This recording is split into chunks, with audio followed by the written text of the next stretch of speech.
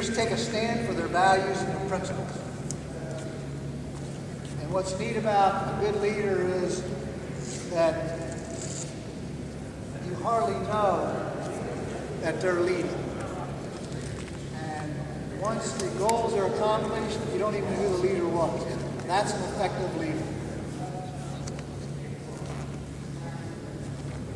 Now I want to lead into performance, and that's why you're here this week. I get that.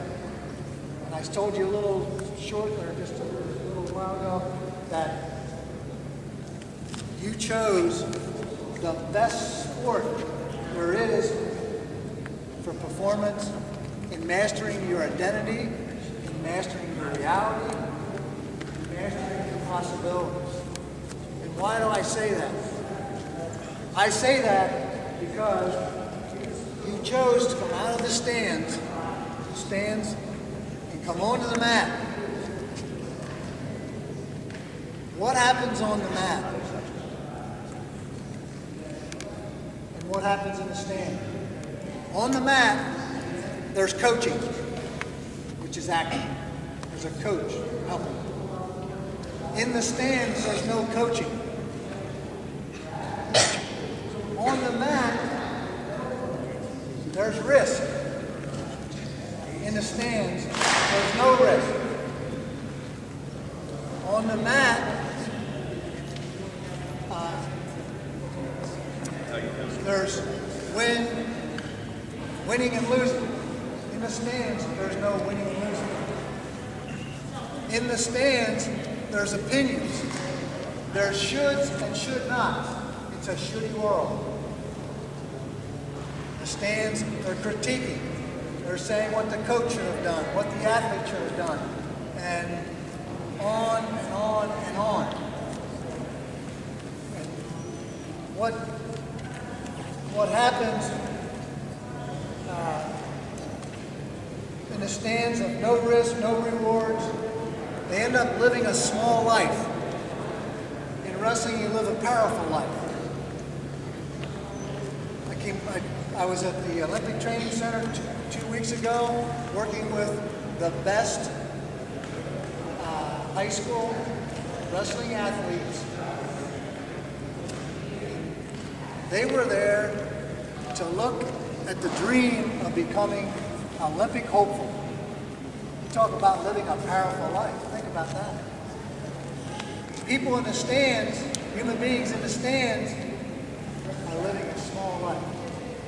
So that's why it's good news that you chose the sport of wrestling. And what I want you to do with what I just said is to look, just observe it. It's not right or wrong. It's not good or bad. It just is. But the question I want to ask yourself is, where are you in the stands in other areas of your life?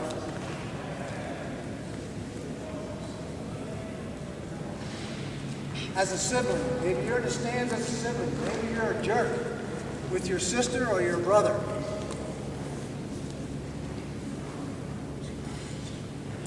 Just as an example, just think about where you are in the stands.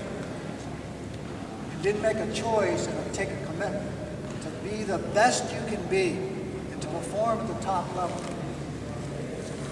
And now what I want to just tell you, just talk a little bit about why human beings get stuck. Why we all as human beings get stuck in life no matter what level we're at.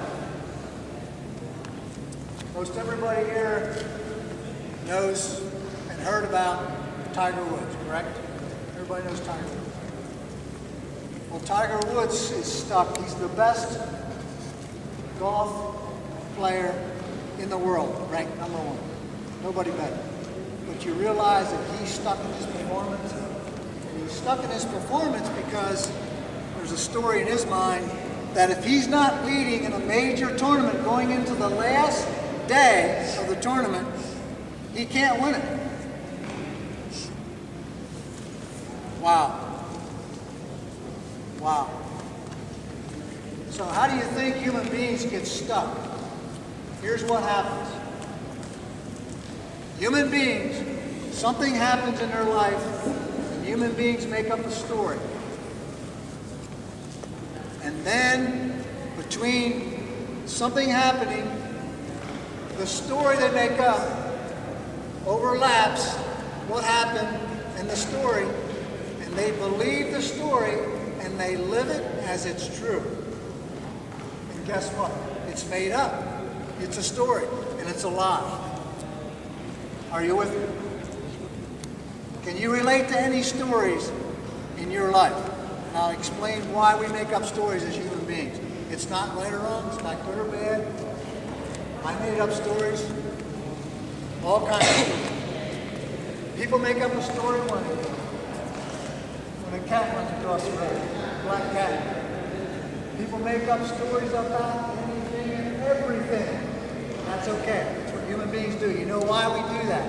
Human beings do that because that's how we survive. Without that, we wouldn't survive. Okay? That's how we get stuck in the story. So there's a conversation going on in your mind right now. These thoughts just show up. And that's the story, and that's the conversation that holds us in the performance that we are. And it doesn't make any difference what performance you are. I'm saying we're stuck as human beings.